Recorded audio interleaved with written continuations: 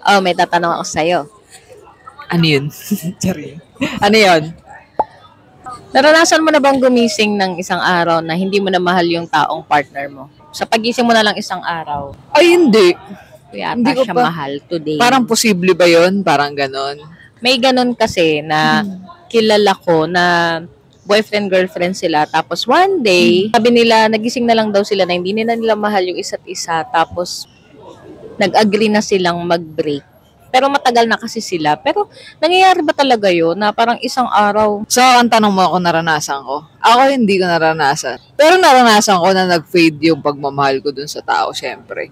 Pero for me kasi, yung sinasabi nila na pagising mo, di mo na siya mahal, ganyan. Di ako naniniwala dun. May mga nagkukwento sa akin na, Diba?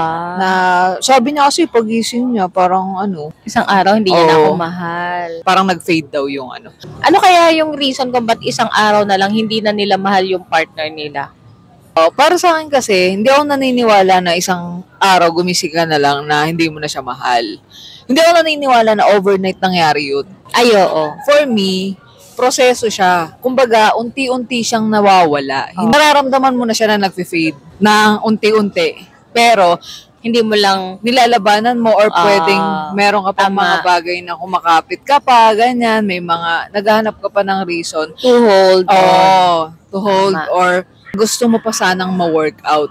Hanggang sa dumating na sa punto na pagising mo, Kaya mo na siyang totally wala na pala. officially sabihin. Oo, kumbaga parang ready ka na mag-let go. Ako to, hindi ako naniniwala kasi ang pag-fade ng pagmamahal mo sa isang tao, hindi mo yan mararanasan overnight. Overnight. Marami ang reason, maraming factor yan. Kaya umaabot ka na, pagising mo sa umaga, hindi mo na siya mahal. Bago mangyari yon, ilang araw, ilang buwan mo munang naramdaman na pawala na yung feelings mo. Hindi mo lang siya ina-acknowledge. Para sa akin to, totoo hindi mo yun. siya ina-acknowledge. Nandun ka sa denial. Mm-mm. Na wait lang, totoo bang pawala na to? Parang ganon. Baka Oo, nagkakamali tama. lang ako. Baka mamaya pwede pa. Once na sinabi mo na yan, wala nang balikan yan, di ba? Oo. Magkaka-damage na yung isang araw. Ano yung trip mo lang? Hindi na kita mahal eh. The following day, okay na pala. Parang na-factory reset ka.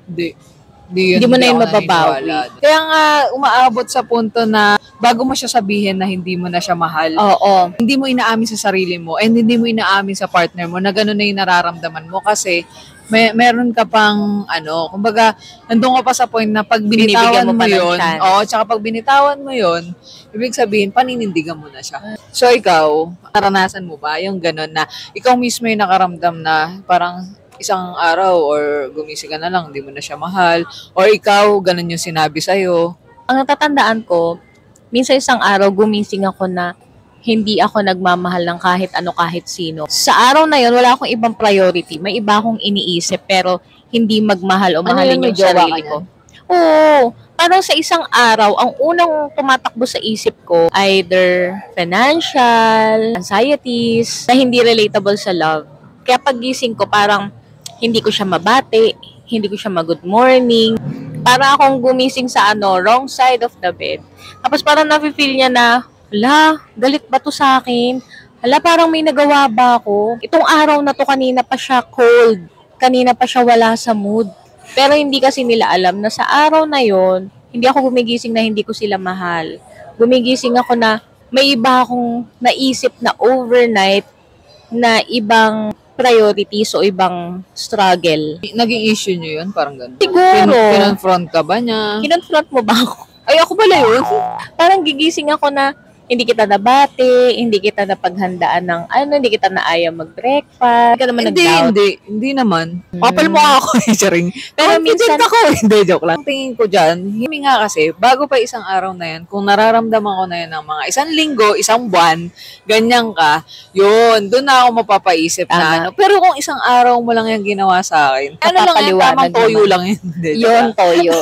Parang- Tama, parang gumising ka ganun. ng may toyo. Pero yung gumising ka na hindi mo na mahal yung isang tao, ewan ko, para sa mga taong sinabihan ng ganun, isipin nila yung mga nagdaang araw, kung may mga miss out na signs ba. May mga Oo. signs ba na hindi nila napansin?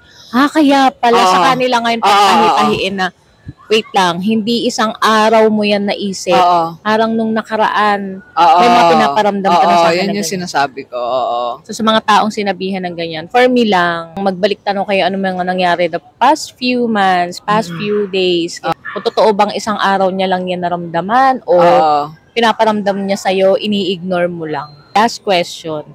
Pag may partner ka na na-encounter na gano'n, biglang isang araw na lang, gising ako, hindi na pala kita mahal. Hindi ko napapaabutin sa ganun. Sa isang araw na... Hindi mo na papaabutin ng gabi. Oo. Hindi ko na siya patutulugin para hindi siya magising. Joke lang. Matagal yung proseso nun. So, nararamdaman mo na siya. So, doon pa lang sa nararamdaman ko na siya, iko-confront ko na. Halimbawa, kinonfront ko, tapos hindi niya inamin kasi wino-workout niya pa sa sarili niya kung talagang mahal pa ba o hindi. Eh de, sige, pagbigyan. Pero kung isang araw, ganun na yung gumising siya sa ganun. Patulugin ko na lang ulit. Joke lang. Wala. Tatanggapin ko lang. Hindi ko na ilalaban. Mahirap lumaban sa taong hindi hindi ka na mahal or hindi ka na sasamahang lumaban sa Tama. relationship niyo. Tama. So for me, let go ko na. Matulog na lang siya.